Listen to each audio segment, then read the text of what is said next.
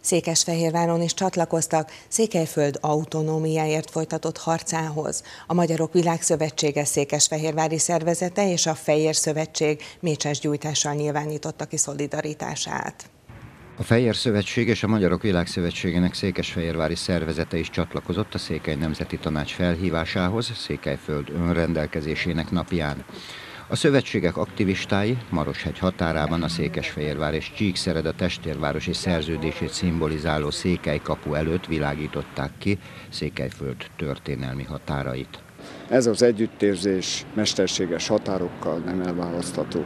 A Székely Nemzeti Tanács szólított minket, és mi úgy éreztük, hogy ma együtt érzünk velük avval, hogy ugyanakkor, amikor bár ők 1 órával előbbre járnak az időben, mi ugyanúgy 16:30-kor meggyújtjuk itt az őrtüzeket. Székelyföld élni fog, és az önrendelkezését elnyeri. Ebben mi biztosak vagyunk. Kitartás magyarok, kitartás székelyek. A magyarság egyetért határon túli testvéreivel abban, hogy a csendes méltósággal kérő nemzet ilyen formában is hallassa hangját, csak kell kiáltva, s tegye ezt megerősítve fénylő tüzekkel.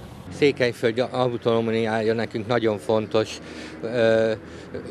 Részben az, hogy Rádúj Róberttel itt avattuk ezt a Székelykaput 2011-ben, és a székelyek függetlenség, autonómia mozgalmát támogatjuk, és úgy érzük, hogy igazságtalan ez, amit a román állam elkövet a székelyekkel szemben.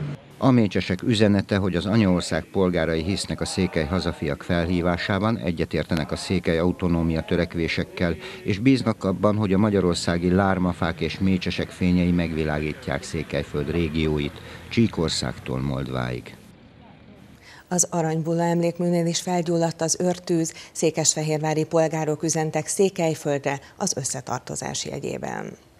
A Székely Nemzeti Tanács már 1992-ben megfogalmazta az autonómia, az önrendelkezés jogáról szóló elképzeléseit, azzal, hogy ez mindmáig nem teljesült, nem barátkozhat meg Magyarországon senki, hiszen a magyar nemzet egységes hangzott el az első európai alkotmány emlékét őrző Aranybulla emlékműnél gyújtott őrtűznél. Azt hiszem, hogy a szándékkal, azzal a szeretettel, amivel, és azzal az aggódással, amivel mi oda gondolunk, ez messzire világító tűz, én biztos vagyok benne.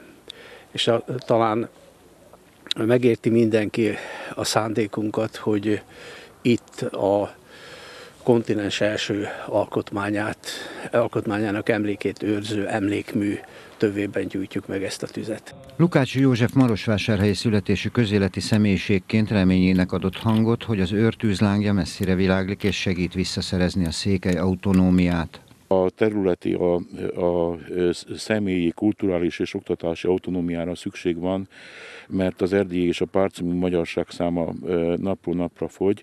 A területek egyre jobban, az interetnikus területek is szorványosodnak, és hogy nincs egy területi autonómia, akkor a Székelyföld nem tudja ezt a folyamatot megállítani, és nem tudja a párcumú magyarságot magával és magához húzni. A Székely Nemzeti Tanács a felhívás nyomán biztos abban, hogy a helyi közösségek népszavazása véglegessé teszi elkötelezettségüket az önrendelkezés iránt. A Fejér Szövetség történelmi kegyeleti szertartással emlékezett a halottak napjára a Romkertben. A Nemzeti Sírkert és Kegyeleti Hely történelmi személyiségeinek sírjánál a Fejér Szövetség mellett számos civil szervezet helyezte el a megemlékezés virágait.